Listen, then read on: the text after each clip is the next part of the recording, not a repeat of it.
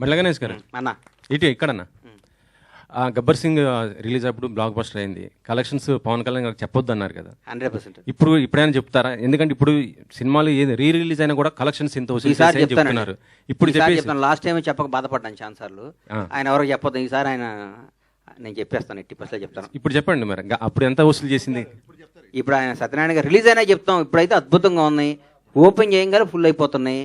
నాకు దాదాపు అసలు ఈ చరిత్రలో కని విని ఎరగని విధంగా ఇండియన్ సినిమాల్లో రీ రిలీజ్కి ఎంత కలెక్ట్ చేస్తానే విధంగా కలెక్ట్ చేస్తాను నమ్మకం నాకు ఉంది. డెఫినెట్గా అది రీచ్ అవుతాం అనిపిస్తుంది. ఎందుకంటే సెకండ్ మార్నింగ్ రిలీజ్ చేయాల్సింది, దీన్ని ముందు రోజు ప్రీమియర్స్ అడుగుతున్నారంటే మీరు అర్థం చేసుకోండి సార్. నాకే ఇప్పుడు కూర్చొని చూస్తుంటే ఇది రేపు రిలీజ్ అని టెన్షన్ వచ్చింది. ఇప్పుడు అప్పుడు ఎంత వసూలు చేసిందని నేను అడుగుతున్నాను. అప్పుడు ఎంత వసూలు చేసింది అనేది నేను అడుగుతాను. అన్ని సార్లు అప్పుడు చాలా చేసింది, చాలా చేసింది, మా జీవితాలు మార్చేసింది, మా బతుకులకి అద్భుతం చేసింది మహా సినిమా. నిశాంత్ అంటే అన్న చెప్పనా? ఓకే, ఇంకొక వచ్చింది సార్. మీరు ఆయన ఇంకొక లెవెల్లో చూస్తున్నాను అంటున్నారు కదా, అంటే 2029లో సీఎంగా చూస్తారా అనుకుంటున్నారా? డెఫినెట్గా ఆయన ముఖ్యమంత్రిగా చూడాలని కోరిక నాకు ఉంది, చూస్తాను.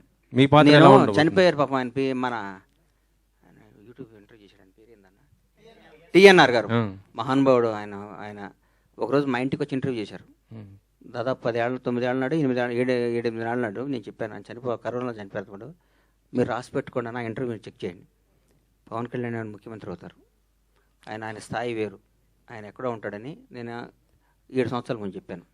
నేను ఏదో అన్నానంటే అది అయితేరుతుంది అంతే. అది చంద్రబాబు గారు జైల్లో నుంచి బయట ఉన్నప్పుడు కేబీఆర్ పార్క్లో బయటకు వచ్చారు.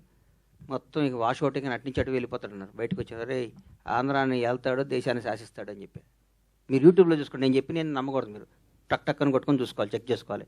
ఆ రెండు జరుగుతాయి. మరి తెలంగాణ జనసేనకి మీరు అధ్యక్షుడిగా ఉండొచ్చు కదా, ఇటు సైడ్. నా బ్లడ్ కాంగ్రెస్. నేను రాజకీయాల్లో ఉంటే కాంగ్రెస్లో ఉంటా, లేకపోతే రాజకీయాలు మన సినిమాలు తీసుకుంటా. మరి ఆయన వినండి, పవన్ కళ్యాణ్ గారు నా భగవంతుడి సమ్మానం. నేను కాంగ్రెస్ పార్టీ వాదిని, నేను సినీ నిర్మాతని. చిరంజీవి గారు అంటే నాకు ప్రాణం. నేను ఎప్పుడూ కాంగ్రెస్ పార్టీ అధికారంలో ఉండాలని కోరుకుంటాను. నాకు ఎప్పుడూ కాంగ్రెస్ పార్టీ అధికారంలో ఉండాలని కోరుకుంటున్నా. రాహుల్ గాంధీ ప్రధానాలు కోరుకుంటున్నా. నేను కాంగ్రెస్, నేను ఉంటే కాంగ్రెస్లో ఉంటా, లేకపోతే కోళ్ల వ్యాపారం సినిమా వ్యాపారం చేసుకుంటా. కరెక్టే, రెండో దాంట్లో లేదు ఇంకా వ్యాపారం. అదే కాంగ్రెస్ నాగార్జున గారు ఎన్ కన్వెన్షన్ కూల్ చేసింది. ఒక సినీ పర్సన్ గా మీరు ఎలా స్పందిస్తారు దీనిపైన? ఊరుకున్నా లేనిపోయిన వ్యవహారాలు కాదన్నా, ఇప్పుడు మీరే చెప్తున్నారు కదా సినీ ఇండస్ట్రీకి సంబంధించి. మరి ఆయన కూడా నాగార్జున ముఖ్యమంత్రి గారు తమ్ముడు అన్నయ్య గారి ఇంటికి ఇచ్చారు నోటీస్. దాన్ని నన్ను ఏం చేయమంటావు? ముఖ్యమంత్రి గారు అన్న సొంత నా అత్యంత సన్నిహితులు వాళ్ళ సొంత అన్నకి ఇంటికి ఇచ్చాడు, నన్ను ఏం చేయమంటావు చెప్పు? నా ఇల్లు రేపొద్దు నా ఇల్లు చెక్ చేసి ఉంటే నాది కూలుస్తారు. రేపు వచ్చి మీది కూడా బఫర్ జోన్ లో ఉందంటున్నారు, ఉంటే కూలుస్తారు. నేనేం చేస్తాను దానికి? నేను అతీతున్నా కాదు. ఒక చిన్న రిక్వెస్ట్ పాత్రికేయులకి, ఇప్పుడు మీరందరూ ఇక్కడ ఉన్న ఫ్రంట్ రోలో కూర్చున్న వాళ్ళందరూ గబ్బర్ సింగ్ వచ్చినప్పుడు కూడా మీరందరూ రిపోర్టర్స్ గానే ఉన్నారు. గబ్బర్ సింగ్ అప్పుడు కాలేజీలో ఉండి వేరే పర్సన్ రిపోర్ట్ అయిన వాళ్ళు ఎవరైనా క్వశ్చన్స్ వేస్తే బాగుంటుంది. హరీష్ ముందు విజువల్స్ చూసినప్పుడు విజువల్స్ అని వేశారు, థియేటర్ విజువల్స్ అని, అవన్నీ చూసి నాకు గుర్తొచ్చింది. యాక్చువల్గా ఆర్టీసీ క్రాస్ రోడ్లో మీరు ఆ సినిమా రిలీజ్ అయిన చేసి ఫస్ట్ బైట్ నాకే ఇచ్చారు. ఆ రోజు థియేటర్ మీరు ఇంటర్వెల్ టైంకి వచ్చారు. ఫస్ట్ బైట్ తీసుకున్నా, గుర్తుంది ఆ విషయం.